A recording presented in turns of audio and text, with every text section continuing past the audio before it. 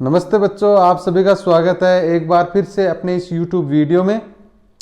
देखो, हम अध्ययन कर रहे हैं संवाद सेतु के चौथे अध्याय पत्रकारिता के विविध क्षेत्र उनका। तो इसके अंतर्गत हम विज्ञान पत्रकारिता, खेल पत्रकारिता और फिल्म पत्रकारिता के बारे में पिछले वीडियोज में अध्ययन कर चुके हैं। अगर आपने उनको नहीं देखा है तो उन वीडियोज को आप जरूर देखें। आज हम आगे शुरुआत करते हैं इसी क्रम में वाणिज्यिक पत्रकारिता। देखो, वाणिज्यिक पत्रकारिता क्या होती है, किसे कहते हैं, किस प्रकार के समाचार इस पत्रकारिता में प्रकाशित होते हैं, इन सब बातों का अध्ययन हम इस वीडियो में करेंगे। देखो, व्यापार वाणिज्य से जुड़े समाचारों का प्रकाशन वाणिज्यिक पत्रकारिता कहलाता है। व्यापार वाणिज्य से जुड़े हुए जितने भी समाचार हैं उनका प्रकाशन क्या कहलाता है? वाणिज्यिक पत्रकारिता कहलाता है। देखो, औद्योगिक क्रांति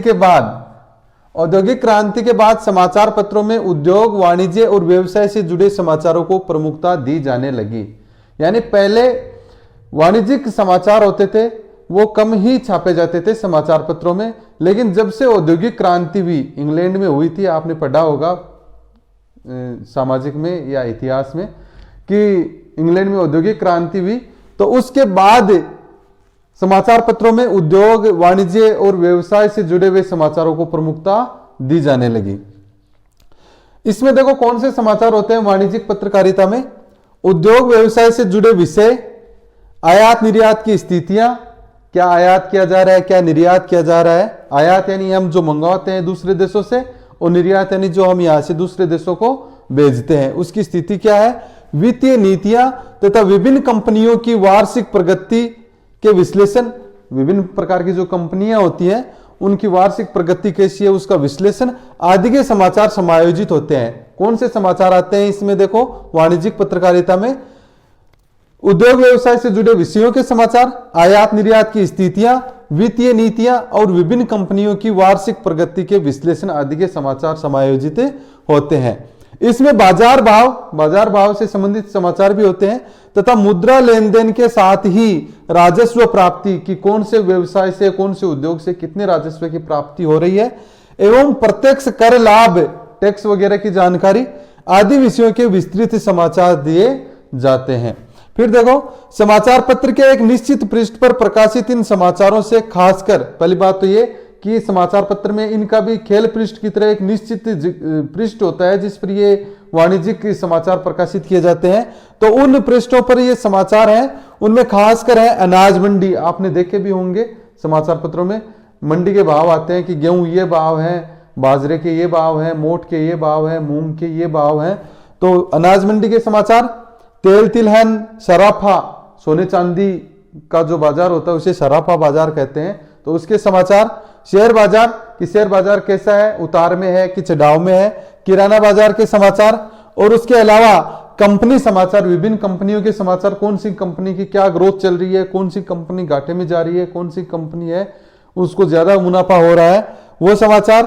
आर्थिक समीक्षा, देश की आर्थिक समीक्षा भी इन समाचारों में की जाती है आदि की जानकारी होती है। आयात निर्यात, क्या आयात किया जा रहा है, क्या निर्यात किया जा रहा है। वित्तीय नीतियां, देश की वित्तीय नीतियां कैसी हैं, उनका विश्लेषण भी इन्हीं पृष्ठों पर होता है। देखो, मैं सार के रूप में आपको बताना चाहूं कि व्यापार वाणिज्य से जुड़े हुए जितने भी समाचार हैं, चाहे वो अनाज मंडी के समाचार हैं, सराफा बाजार के समाचार हैं, शेयर बाजार के समाचार हैं, आयात निर्यात के समाचार हैं, यानी व्यापार वाणिज्य से जुड़े जितने भी समाचार हैं वो वाणिज्यिक पत्रकारिता के अंतर्गत आते हैं। इसके बाद देखो, वाणिज्यिक पत्रकारिता करते समय किन बातों का ध्यान रखना चाहिए, कौन सी योग्यताएं वाणिज्यिक पत्रकार में होनी चाहिए और किस प्रकार वाणिज्यिक पत्रकारिता को हम अच्छी तरीके से संपन्न कर सकते हैं, इन सभी बातों का अध्ययन हम देखो करेंगे। आवश्यक बातें कौन सी हैं वाणिज्यिक पत्रकार में? अर्थशास्त्र का ज्ञान, सबसे पहली बात, वाणिज्यिक पत्रकार है उसे अर्थशास्त्र का ज्ञान होना चाहिए। बिना अर्थशास्त्र के ज्ञान के वो अच्छी तरह से वाणिज्यिक पत्रकारिता नहीं कर पाएगा। उसके बाद उत्पाद की आवक, कोई भी उत्पाद है, प्रोडक्ट है, उसकी आवक कितनी है, कितना उत्पाद हो रहा है, उसकी खरीद कैसे हो रही है, कितनी हो रही है, बिक्री कितनी हो रही है, आयात निर्यात कितना हो रहा है, पैदावार उस उत्पाद की कितनी है, इन सभी बातों का ज्ञान वाणिज्यिक पत्रकार को होना चाहिए। किसी भी उत्पाद की आवक, खरीद, बिक्री, आयात निर्यात, पैदावार आदि का ज्ञान उसे होना चाहिए। उसके बाद देखो, वैश्विक बाजार की आर्थिक दशा का मूल्यांकन करने की योग्यता। ये वैश्विक बाजार कौन सा होता है, यानी विश्व स्तरीय जो बाजार है, अंतरराष्ट्रीय जो बाजार है, उसकी आर्थिक दशा का मूल्यांकन करने की योग्यता भी वाणिज्यिक पत्रकार में होनी चाहिए। उसके बाद देखो, बाजार की मांग के अनुरूप कीमतों की कमी वृद्धि को आंकने की योग्यता, यानी बाजार में मांग किस वस्तु की ज्यादा हो रही है, कौन से उत्पाद की मांग ज्यादा या कम हो रही है, ये बात आंकने की उसकी योग्यता होनी चाहिए। और उसके अनुरूप कि कौन से उत्पाद की कीमत अब बढ़ेगी, कौन से उत्पाद की कीमत अभी गिरेगी, इन सभी बातों का भी उसे नॉलेज या ज्ञान होना चाहिए। फिर है प्रत्येक व्यवसाय की तकनीकी शब्दावली का ज्ञान। देखो, कोई भी व्यवसाय हो, कोई भी व्यापार हो, कोई भी उद्योग धंधा हो, उसकी एक शब्दावली होती है, तकनीकी शब्दावली होती है। उस शब्दावली का ज्ञान वाणिज्यिक पत्रकार को होना चाहिए और उस शब्दावली को बाद में आम पाठक की साधारण भाषा में प्रस्तुत करने का कौशल भी उसमें होना चाहिए। फिर है विदेशी मुद्राओं की दरों का ज्ञान। जैसे विदेशी मुद्राएं है ना, दिनार, पौंड, पेंस, डॉलर, इनकी जो दरें हैं उनका भी उसे ज्ञान होना चाहिए। निष्पक्ष विचार विश्लेषण और आर्थिक नीतियों की समीक्षा करने की योग्यता। उसका विचार विश्लेषण का जो तरीका है वाणिज्यिक पत्रकार का, वो निष्पक्ष होना चाहिए और आर्थिक नीतियों की समीक्षा करने की योग्यता भी उसमें होनी चाहिए। इन सभी बातों को अगर ध्यान में रखकर कोई भी वाणिज्यिक पत्रकार पत्रकारिता करेगा तो वो एक अच्छी वाणिज्यिक पत्रकारिता कर पाएगा। वाणिज्यिक पत्रकारिता के बाद देखो, हम अध्ययन करेंगे अपराध समाचारों से संबंधित पत्रकारिता। ये अपराध समाचार क्या होते हैं और अपराध समाचारों की पत्रकारिता कैसे की जाती है, इसके बारे में देखो। सबसे पहली बात तो कि अपराध किसे कहते हैं। कानून का उल्लंघन करना या कानून के विरुद्ध कार्य करना अपराध कहलाता है। अपराध किसे कहते हैं, किसी कानून का उल्लंघन करना या किसी कानून के विरुद्ध कार्य करना अपराध की श्रेणी में आता है। और उस अपराध से संबंधित जो समाचार लिखे जाते हैं वही अपराध समाचारों से संबंधित पत्रकारिता है। देखो, अपराधों से संबंधित एवं पुलिस कार्यवाही से संबंधित समाचार इस श्रेणी में आते हैं। अपराध से संबंधित कोई समाचार या पुलिस कार्यवाही से संबंधित, अपराध हो रहा है तो पुलिस कार्यवाही तो होगी, और पुलिस कार्यवाही और अपराध से जो जुड़े हुए जितने भी समाचार हैं वो इस अपराध समाचारों संबंधी पत्रकारिता की श्रेणी में आते हैं। बिना प्रमाण या आरोप सिद्ध किए हुए हम किसी को अपराधी नहीं बता सकते। देखो, अपराध समाचारों से संबंधित पत्रकारिता करना इतना आसान कार्य नहीं है, बहुत ही कठिन कार्य है। क्यों?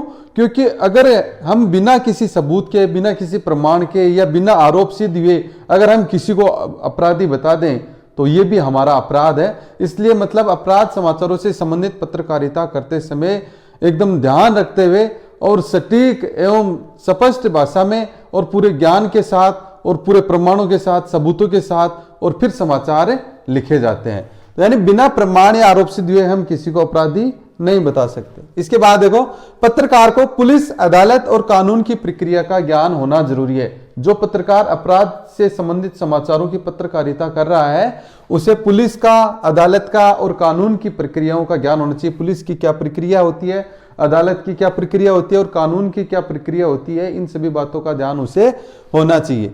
घटना के संबंध में संपूर्ण जानकारी एकत्र करना आवश्यक है। जो घटना हो गई, घटना घटित हो गई, उस घटना से संबंधित पूरे समाचार, पूरे तथ्य एक जगह एकत्रित करके और फिर उस समाचार का प्रकाशन इसके अंतर्गत किया जाता है।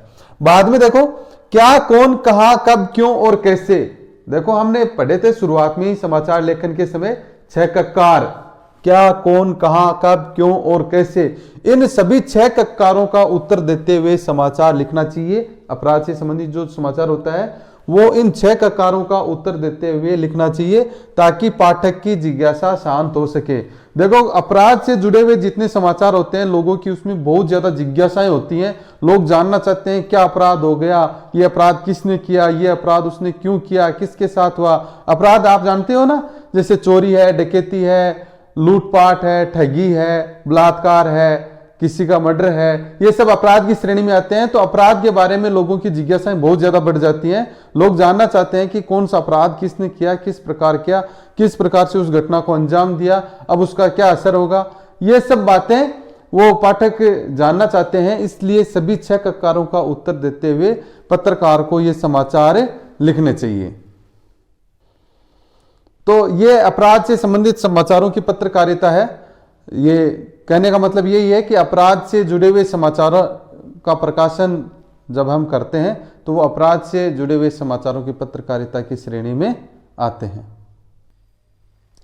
अपराध समाचारों से संबंधित जो पत्रकारिता है उसके बाद उसी कड़ी में, उसी क्रम में है अदालती पत्रकारिता। देखो, जहां अपराध समाचारों में क्या होता है, अपराध से जुड़े हुए समाचार लिखे जाते हैं, और अदालती पत्रकारिता में क्या होता है, अपराध करने के बाद अपराधी को पुलिस द्वारा गिरफ्तार कर लिया जाता है, और गिरफ्तार करने के बाद उस पर क्या कार्यवाही होती है और अदालत उस पर क्या फैसला सुनाती है, वो जो समाचार होते हैं वो अदालती पत्रकारिता की श्रेणी में आते हैं। तो एक तरह से ये अपराध समाचार और अदालती पत्रकारिता जुड़े हुए हैं।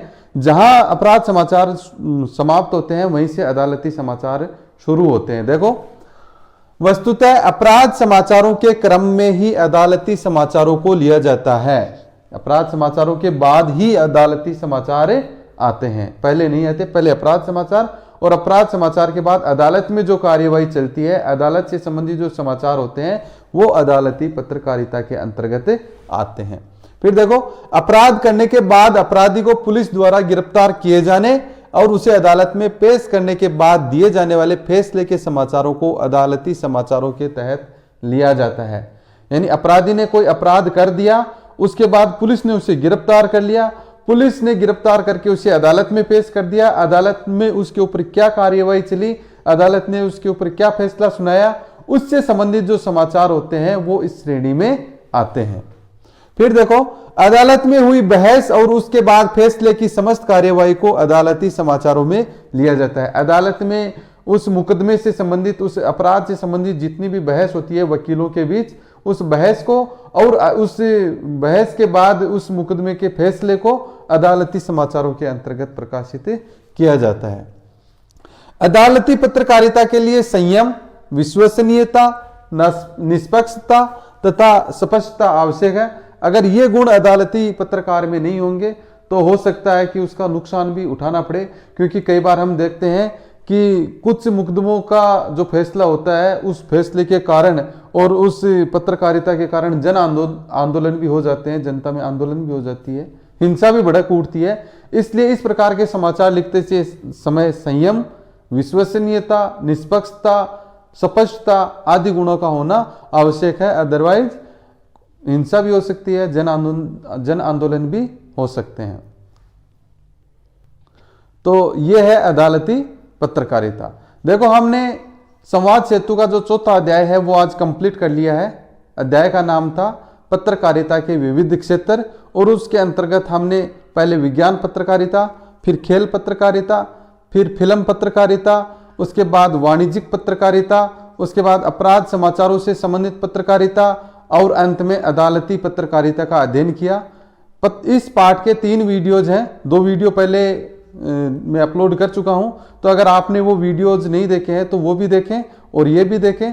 साथ साथ में अगर आपने चैनल को सब्सक्राइब नहीं किया है तो चैनल को सब्सक्राइब जरूर करें, ताकि आने वाले वीडियो की नोटिफिकेशन आपको जल्दी से जल्दी मिल सके। और इस वीडियो को आप ज़्यादा से ज़्यादा शेयर भी करें, ताकि आपके सहपाठियों को भी इसका लाभ मिल सके और अपने अध्ययन को सुचारू रूप से आप जारी रखें।